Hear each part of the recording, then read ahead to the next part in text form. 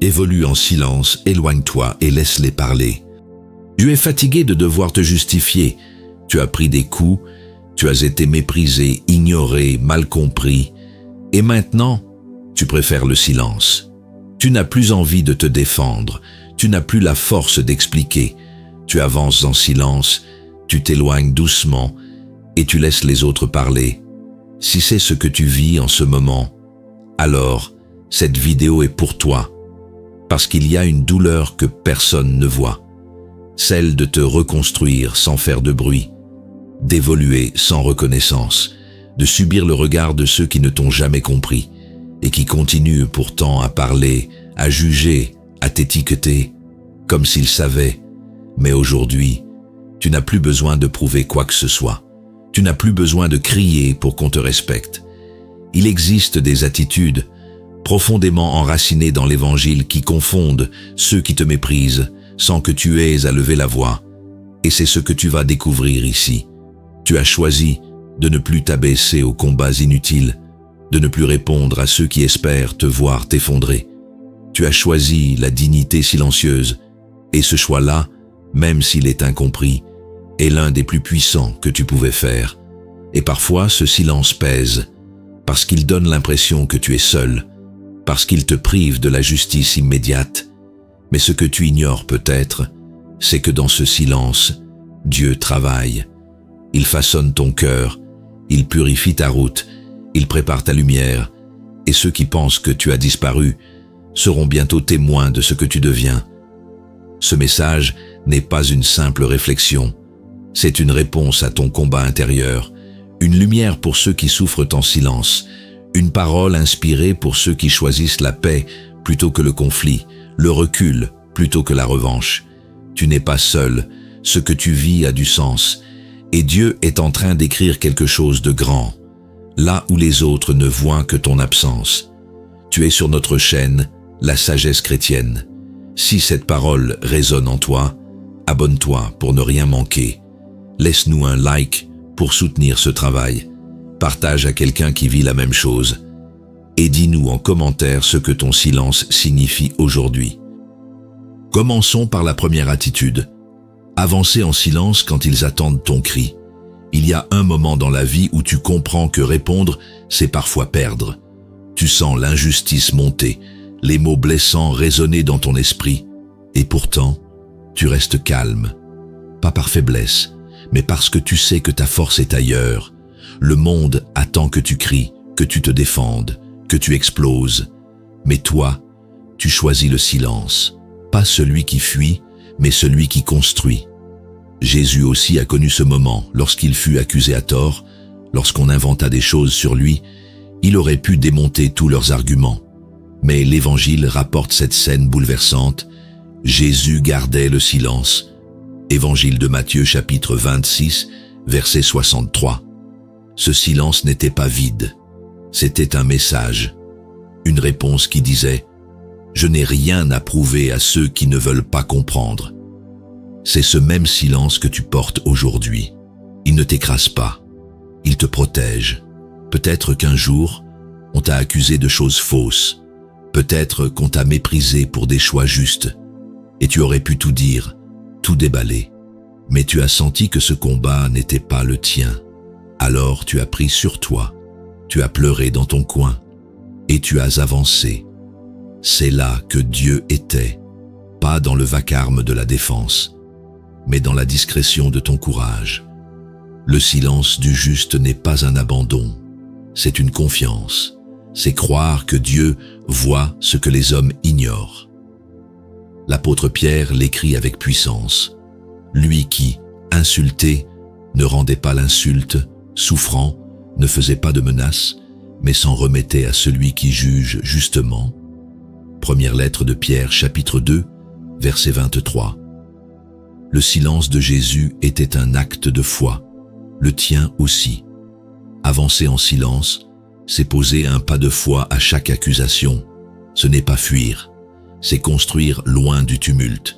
Le Christ n'a pas convaincu ses détracteurs avec des arguments, il les a confondus par la paix, par la croix, par la résurrection. Et toi, tu n'as pas besoin de t'agiter pour exister. Ton silence prépare une victoire plus grande que leurs paroles. Il est vrai que cela coûte. Tu aurais voulu qu'on t'écoute, qu'on te comprenne, qu'on reconnaisse ta valeur. Mais Dieu, lui, ne t'a jamais confondu avec les voix qui t'accusent. Il sait qui tu es, il voit ce que tu vis, et il prépare, dans le secret, une réponse que même tes ennemis ne pourront ignorer, car ce que Dieu élève en silence, personne ne peut le rabaisser. Alors avance, avance, sans faire de bruit, laisse-les parler. Ton silence n'est pas un vide, c'est un sanctuaire, un lieu sacré où Dieu te façonne à son image, et ceux qui s'attendaient à ton cri n'auront bientôt plus rien à dire. Poursuivons avec la deuxième attitude, grandir loin du bruit sous le regard de Dieu. Il y a des saisons où Dieu t'éloigne des regards, pas pour te punir, mais pour te protéger. Il te cache, il t'arrache à l'agitation, aux validations extérieures, au jugement aveugle. Il te conduit dans un lieu secret, loin du bruit des autres, pour t'y faire grandir. Cela peut ressembler à de la solitude, mais c'est en réalité une école, un lieu de transformation, un désert où l'âme s'affine. Jésus lui-même a connu cela. Avant de commencer son ministère public, il a passé 40 jours seul dans le désert, pas pour fuir le monde, mais pour se préparer, pour écouter, pour affronter l'adversaire. L'Évangile dit « Alors Jésus fut conduit par l'Esprit dans le désert » Évangile de Matthieu, chapitre 4, verset 1. Ce n'est pas le diable qui l'a isolé, c'est l'Esprit de Dieu. C'est là que commence la vraie croissance. Quand tu acceptes d'être conduit loin de la scène, pour être façonné loin des projecteurs, peut-être que toi aussi, tu vis ce retrait. Moins de gens autour de toi, moins d'appels, moins de reconnaissance. Et parfois, tu te demandes si tu n'as pas échoué, si tu n'as pas perdu ta place, mais non. Tu es juste en train de pousser en profondeur ce que les autres ne voient pas. Dieu l'arrose. Ce qu'ils considèrent comme une absence, le ciel l'appelle fondation. L'apôtre Paul l'écrit dans une phrase puissante, « Notre vie est cachée avec Christ en Dieu ». Lettre aux Colossiens chapitre 3 verset 3. Grandir dans l'ombre, ce n'est pas disparaître, c'est s'enraciner, c'est être mis à part pour un temps pour une œuvre plus grande. Ce n'est pas toi que Dieu cache, c'est sa promesse en toi qu'il préserve. Les regards blessent, les bruits fatiguent, les jugements troublent. Mais dans le silence de Dieu, il y a une paix qu'aucune foule ne peut offrir. Quand tu n'as plus besoin d'être vu pour te sentir vivant, alors tu deviens libre. Tu n'as pas besoin d'être sur toutes les lèvres. Il suffit d'être dans le regard du Père. Grandir loin du bruit, c'est accepter de te bâtir pour l'éternel et non pour l'instant. Ceux qui poussent vite sous les projecteurs s'effondrent tout aussi vite. Mais toi, tu seras comme un arbre planté près d'un courant d'eau. Tu ne seras pas spectaculaire, tu seras solide. Alors reste là où Dieu t'a mis, même si c'est un lieu caché, même si personne ne t'applaudit. Tu es en train de grandir, et bientôt, ce que Dieu aura fait en toi dans l'ombre paraîtra à la lumière, et personne ne pourra dire que c'était artificiel. Explorons la troisième attitude. Pardonner quand ils espèrent ta rancune. Il y a une forme de vengeance silencieuse que beaucoup attendent de toi. Ils espèrent te voir blessé, froid, rancunier. Ils imaginent que tu vas devenir comme eux, que tu vas te fermer, t'endurcir, te venger. Mais tu ne leur donnes pas ce plaisir, tu pardonnes, non pas parce qu'ils le méritent, mais parce que tu refuses de laisser leurs blessures définir ton cœur. Pardonner, ce n'est pas excuser, ce n'est pas oublier, ce n'est même pas justifier, c'est choisir de ne pas laisser la haine te transformer, c'est déposer devant Dieu le droit d'avoir mal, pour recevoir à la place une paix que le monde ne comprend pas. Jésus, sur la croix, alors que les clous transperçaient sa chair, a dit « Père, pardonne-leur, car ils ne savent pas ce qu'ils font ». Évangile de Luc, chapitre 23, verset 34. Il ne leur parlait pas parce qu'ils étaient dignes. Il parlait à son Père pour rester libre. Peut-être que toi aussi tu as été trahi, humilié, sali. et une voix en toi réclame justice, voire vengeance. Mais tu sens une autre voix, plus douce, qui te murmure « Laisse, pardonne, libère ». Ce pardon ne minimise pas ce que tu as vécu. Il t'ouvre simplement une autre voie, celle où tu ne portes plus le fardeau du ressentiment. L'apôtre Paul nous y invite avec force. Supportez-vous les uns les autres, et si l'un a un sujet de plainte contre l'autre, pardonnez-vous réciproquement. Comme Christ vous a pardonné, vous aussi faites de même. Lettre aux Colossiens chapitre 3, verset 13. Ce pardon-là n'est pas une émotion, c'est une décision, un acte d'obéissance, une puissance invisible. Celui qui pardonne confond les attentes. Là où ils attendaient ta colère, tu offres la miséricorde. Là où ils espéraient que tu t'endurcisses, tu deviens encore plus doux. Et cela, pour ceux qui t'ont blessé, devient un silence insupportable. Car le pardon que tu leur offres n'est pas une faiblesse, c'est une lumière. Pardonner, c'est refuser de te définir par les blessures qu'on t'a infligées. C'est choisir d'aimer la paix plus que le pouvoir. C'est dire à Dieu, je veux avancer avec un cœur libre, même si l'autre ne change pas. Et ce choix-là, le ciel le voit. Alors pardonne, pas pour eux, pour toi, pour ne pas devenir ce que tu combats, pour que ton cœur reste un lieu habitable, pour l'amour, et pour que ceux qui attendaient ta rancune ne trouvent, au bout du chemin, qu'un silence rempli de grâce. Accueillons la 4e attitude, opposer la paix à ceux qui te provoquent. Certains ne te supportent que dans le conflit. Ils t'attendent là, dans le feu de la réaction, dans le cri, dans la défense. Ils savent où appuyer pour réveiller la colère. Ils cherchent une faille, une étincelle, et quand tu ne réagis pas, quand tu choisis la paix, ils sont déstabilisés parce que leur stratégie échoue, parce que tu refuses de jouer le même jeu. La paix que tu choisis n'est pas une fuite. C'est un choix, c'est une force. C'est l'arme invisible de ceux qui refusent que le chaos du monde entre dans leur âme. Jésus nous l'a enseigné, non par de grands discours, mais par son attitude. Quand ses ennemis l'ont arrêté, il aurait pu appeler les légions célestes, mais il leur a dit « Remets ton épée à sa place, car tous ceux qui prennent l'épée périront par l'épée. » Évangile de Matthieu chapitre 26, verset 52. C'était un moment de provocation. Il a répondu par la paix. Toi aussi tu connais ces moments. Une attaque voilée, une parole piquante, un regard méprisant. Tout en toi veut répondre, tout en toi bouillonne. Mais tu choisis de ne pas répondre à la hauteur de l'agression. Non pas parce que tu n'as rien à dire, mais parce que tu refuses d'abandonner ta paix. Tu ne veux pas perdre ton calme pour prouver une force que tu n'as plus besoin de démontrer. L'apôtre Paul l'écrit avec une clarté libératrice. Autant que cela dépend de vous, soyez en paix avec tous les hommes. Lettre aux Romains, chapitre 12, verset 18. Il ne dit pas que ce sera facile.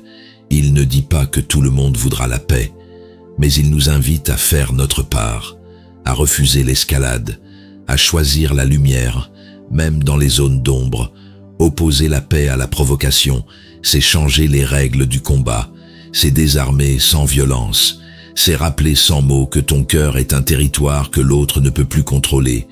Et cela bouleverse, car celui qui reste en paix face au feu oblige l'autre à se regarder lui-même. Ce n'est pas ton silence qui blesse, c'est ta paix, car elle met à nu les intentions de ceux qui voulaient te faire tomber. Elle renverse la logique du monde. Elle montre qu'il est possible d'aimer sans riposter, de briller sans dominer, de gagner sans écraser. Alors oui, cela demande du courage. Cela demande de mourir un peu à ton orgueil, à ton besoin d'avoir raison, à ta blessure. Mais ce que tu gagnes est plus précieux, une liberté que rien ni personne ne peut ôter. Tu restes maître de toi. Et cette paix devient ton témoignage.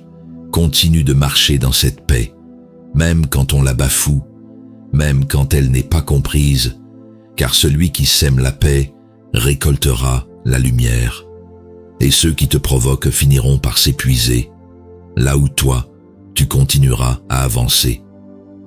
Adoptons la 5e attitude. t'éloigner sans drame, avec dignité. Il arrive un moment où partir n'est plus une fuite, c'est une sagesse. Ce n'est pas que tu n'aimes plus, ce n'est pas que tu abandonnes, c'est que tu as compris que rester, parfois, c'est s'abîmer. Alors tu t'éloignes, tu ne claques pas la porte, tu ne fais pas de bruit, tu n'as pas besoin de grands discours, tu t'en vas avec dignité. Ce retrait-là n'a rien à voir avec l'orgueil. Il naît de la paix retrouvée. Il vient quand tu as tout tenté, tout donné, et que tu discernes que ton silence vaut plus qu'une autre discussion. Jésus aussi a choisi l'éloignement, à certains moments. L'Évangile nous dit « Jésus ne voulait plus aller et venir parmi les Juifs, car il cherchait à le faire mourir. » Évangile de Jean, chapitre 7, verset 1. Il savait discerner les temps. Il savait quand parler et quand partir. Peut-être que toi aussi, tu as dû te retirer d'une relation qui te vidait, d'un cercle qui ne te reconnaissait plus. Tu l'as fait sans crier, tu l'as fait sans explication, et tu as été jugé pour ce silence. Mais Dieu a vu. Il a vu que ce pas en arrière était un acte d'amour envers toi-même, un acte de respect pour ton âme. L'apôtre Paul écrivait avec lucidité « Ne vous laissez pas vaincre par le mal, mais surmontez le mal par le bien. » Lettre aux Romains, chapitre 12, verset 21. Parfois, le bien, c'est de partir. Pas pour fuir un combat, mais pour ne pas nourrir une guerre inutile. S'éloigner, ce n'est pas cesser d'aimer, c'est aimer autrement. C'est confier à Dieu ce qu'on ne peut plus porter. Tu n'as pas besoin de te justifier. Tu n'as pas à expliquer ton absence à ceux qui n'ont jamais écouté ta présence. L'éloignement n'est pas une sentence. C'est une frontière saine. C'est un sanctuaire intérieur que tu défends. Ce que tu fais là n'est pas de l'indifférence, c'est de la préservation. Et si certains ne comprennent pas, c'est normal. Ils n'ont pas marché dans tes blessures. Ils n'ont pas senti ton épuisement. Mais toi, tu sais que ton éloignement t'a sauvé, qu'il t'a permis de retrouver ta voix, ta foi, ta vie. Et ce silence que tu offres maintenant est une parole que seul Dieu entend. Alors marche, continue d'avancer, tranquillement, sans fracas, loin de ceux qui ne voyaient pas ton cœur. Ton retrait n'est pas une faiblesse, c'est une maturité. Et ceux qui croyaient que tu t'étais effacé découvriront un jour que tu étais juste en train de guérir. Affermissons la 6e attitude, persévérer dans le bien malgré l'injustice. Rien n'est plus douloureux que de faire le bien et d'en récolter le mal. Tu as aimé sans compter, tu as aidé sans retour, tu as été loyal et on t'a blessé. Tu as tendu la main et on a mordu dedans. Tu as prié pour eux et ils ont ri de toi. Et pourtant, malgré tout ça, tu continues à faire le bien. Pas parce qu'ils le méritent, mais parce que tu refuses de devenir comme eux. Ce combat-là est intérieur, invisible. Personne ne le célèbre, mais Dieu, lui, le voit. Jésus aussi a vécu cette injustice profonde. Il est venu chez les siens et les siens ne l'ont pas reçu. Évangile de Jean, chapitre 1, verset 11. Il a guéri, consolé, nourri, et on l'a trahi. Mais il n'a jamais cessé d'aimer. Il n'a jamais cessé de donner. Sa fidélité n'a pas dépendu de la reconnaissance des autres, mais de l'amour du Père. Peut-être que toi aussi tu es fatigué de donner sans retour, de rester droit dans un monde tordu, d'être honnête dans un système injuste. Et pourtant, chaque fois que tu choisis de rester bon, tu fais reculer l'ombre. Tu poses une pierre invisible dans le royaume de Dieu. L'apôtre Paul, lui aussi confronté à l'injustice, écrivait « Ne nous lassons pas de faire le bien, car nous moissonnerons au temps convenable si nous ne relâchons pas. » Lettre aux Galates, chapitre 6, verset 9. Il savait que le fruit ne vient pas toujours tout de suite. Il savait que la justice de Dieu n'est pas instantanée, mais elle est certaine. Persévérer dans le bien, c'est choisir la fidélité là où l'injustice voudrait t'amener au découragement. C'est refuser la logique du œil pour œil. C'est croire que ton intégrité est plus précieuse que ta réputation. Et cela, le monde ne le comprend pas. Il pense que tu es faible, alors que tu es en train de bâtir l'éternité.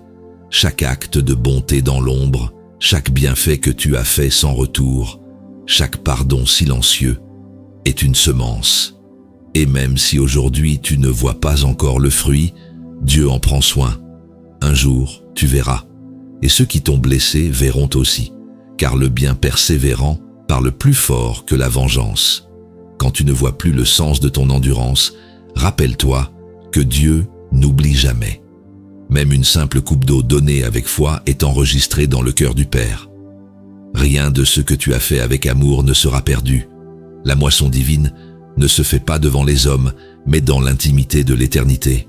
Alors continue, même quand tu es fatigué, même quand c'est injuste, même quand personne ne reconnaît tes efforts. Car Dieu, lui, ne dort pas, et ta lumière, même si elle semble vaciller, ne s'éteindra jamais. Vivons la 7e attitude, priez pour eux alors qu'ils attendent ta chute. Il y a des regards qui te guettent, non pas avec amour, mais avec attente. Ils espèrent ton échec. Ils attendent que tu tombes, que tu abandonnes, que tu te perdes. Et parfois, tu le sens. Tu sens cette pression silencieuse, ce désir caché de te voir échouer. Et au lieu de répondre par le mépris, tu pries, tu choisis une autre voie, tu refuses de leur ressembler. Prier pour ceux qui te souhaitent le pire, ce n'est pas naturel, ce n'est même pas juste humain, c'est divin. Jésus, dans l'un de ses enseignements les plus dérangeants, l'a dit sans détour. Aimez vos ennemis, bénissez ceux qui vous maudissent, faites du bien à ceux qui vous haïssent, et priez pour ceux qui vous maltraitent et vous persécutent. Évangile de Matthieu chapitre 5, verset 44. Il ne parle pas d'émotion, il parle de décision spirituelle. Peut-être qu'un jour, quelqu'un t'a blessé en silence. Tu n'as jamais reçu d'excuses. Tu as porté la faute seul, et il t'est arrivé de prier, les larmes aux yeux, pour cette personne, pas parce qu'elle t'a demandé pardon, mais parce que tu ne voulais pas que la haine t'envahisse, parce que tu as choisi de rester libre. Cette prière-là, personne ne l'a entendue, sauf Dieu. L'apôtre Paul, dans la même dynamique, écrit « Ne rendez à personne le mal pour le mal, mais bénissez car c'est à cela que vous avez été appelés. » Première lettre de Pierre, chapitre 3, verset 9. Tu n'as pas été appelé à réagir comme le monde. Tu as été appelé à bénir, même quand c'est injuste, même quand c'est dur, même quand ça fait mal. Prier pour eux, ce n'est pas minimiser ce qu'ils t'ont fait, c'est refuser de leur donner les clés de ton cœur. C'est dire à Dieu, « Je ne sais pas comment faire, mais je te les remets. Guéris-les comme tu me guéris. » Et cette prière, même chuchotée, devient une offrande. Il faut une foi profonde pour bénir quand on est maudit. Il faut un cœur lavé par l'Évangile pour prier pour ceux qui attendent ta chute. Ce que tu fais là n'est pas faible, c'est prophétique. Tu prends l'arme la plus puissante du royaume, la prière désarmée, mais invincible. Alors continue de prier, même sans réponse, même sans reconnaissance, car cette prière que tu fais dans le secret transforme ton âme, et le jour où ils verront que tu n'as pas chuté, que tu as grandi au lieu de tomber, ils comprendront que ce n'est pas toi qui les as confondus, mais la grâce que tu as laissé passer à travers toi. Couronnons avec la 8e attitude, remettre à Dieu ce que les hommes ne voient pas. Tu as porté beaucoup, des choses qu'on ne t'a jamais reconnues, des souffrances que personne ne soupçonne, des choix courageux que tu as faits dans le silence, sans témoin, sans applaudissements. Tu aurais pu en parler, tu aurais pu réclamer justice, reconnaissance, réparation. Mais tu as choisi de tout remettre à Dieu. Pas pour fuir, mais parce que tu sais qu'il voit ce que les autres ignorent. Il y a une liberté immense dans cette remise silencieuse. C'est là que tu comprends que tu n'as pas besoin d'être compris pour être en paix. Tu n'as pas besoin d'être cru pour être vrai. Jésus lui aussi, a tout remis à son Père. Quand l'injustice a frappé, quand les siens l'ont abandonné, l'Évangile dit simplement « Père, entre tes mains, je remets mon esprit ». Évangile de Luc, chapitre 23, verset 46. Rien de plus, rien de moins. Un abandon total dans le silence, au milieu du rejet. Peut-être que toi aussi, tu as murmuré cette phrase dans ton cœur. « Seigneur, je ne comprends pas, mais je te le remets. » Tu l'as dit pour un passé qui ne guérit pas. Tu l'as dit pour une relation perdue. Tu l'as dit pour une douleur qui persiste. Et dans ce geste intérieur, dans cette offrande invisible, Dieu a reçu plus que des mots. Il a reçu ta confiance. L'apôtre Paul, lui qui portait tant de fardeaux dans l'ombre, écrivait « Je sais en qui j'ai cru, et je suis persuadé qu'il a la puissance de garder mon dépôt jusqu'à ce jour-là. » Deuxième lettre à Timothée chapitre 1 verset 12. Ce que tu remets à Dieu, il le garde, il le sanctifie, il le transforme, même si tu n'en vois pas encore les fruits. Remettre à Dieu ce que les hommes ne voient pas, c'est croire que la vérité ne dépend pas du regard des autres. C'est faire confiance à celui qui voit dans le secret. C'est continuer d'avancer, non pas dans la justification, mais dans la paix. Et cela, peu le comprennent. Mais Dieu, lui, honore cette foi silencieuse. Ce que tu as confié à Dieu, tu ne l'as pas perdu. Tu l'as placé entre des mains sûres. Ce que tu vis en silence est peut-être ignoré par le monde, mais il est précieux aux yeux du ciel. Et le jour viendra où Dieu, lui-même, fera éclater la vérité. Pas pour que tu sois vengé, mais pour que sa gloire soit révélée dans ton histoire. Alors, continue. Même si personne ne voit, même si personne ne comprend, remets tout, car Dieu n'oublie rien. Et ceux qui t'ont méprisé découvriront un jour que ce que tu as confié en silence était entre les mains du Tout-Puissant. Tu es allé jusqu'au bout, pas seulement de cette vidéo, mais de toi-même. Tu as écouté chaque mot, non pas avec l'oreille du jugement, mais avec celle du cœur, parce que tu sais ce que c'est. Tu sais ce que c'est de faire silence au lieu de crier, de t'éloigner au lieu d'exploser, de prier pour ceux qui espèrent ta chute.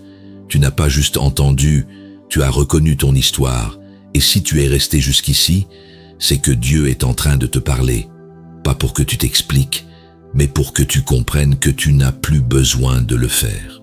Le regard des autres ne te définit plus, les jugements ne t'arrêtent plus. Ce que tu vis est sacré, et ce que Dieu est en train de bâtir en toi n'a pas besoin de bruit pour grandir. Tu n'as pas changé en criant, tu as changé en t'enracinant. Tu as évolué sans faire de bruit, et c'est ce silence-là qui, maintenant, devient ton témoignage. Ta paix déroute, ton recul interpelle, ta douceur interroge. Et tout cela ne vient pas de toi, cela vient de celui qui habite en toi. Il est temps maintenant de te relever, non pas pour aller convaincre, mais pour continuer à avancer, en silence, en paix, avec dignité. Tu n'as rien à prouver. Ceux qui t'ont méprisé n'ont plus de pouvoir, car ta lumière ne dépend pas d'eux, mais du feu que Dieu a allumé dans ton âme. Et si tu doutes encore, rappelle-toi ceci, tu n'es pas seul. D'autres vivent ce même combat, d'autres avancent avec les mêmes blessures invisibles. C'est pour cela que ce message existe, pour toi, pour eux, pour que chacun sache que dans le silence, Dieu agit, dans le secret, Dieu construit, et dans la paix, Dieu élève. Alors si ce message t'a parlé, abonne-toi à notre chaîne La Sagesse Chrétienne. Laisse-nous un like sous cette vidéo pour que d'autres puissent entendre cette parole. Commente pour nous dire ce que tu vis. Et surtout partage à celui ou celle que tu sais être en silence. Mets en chemin. Souviens-toi, tu n'as pas à crier pour être entendu. Il suffit d'évoluer et de laisser Dieu parler pour toi.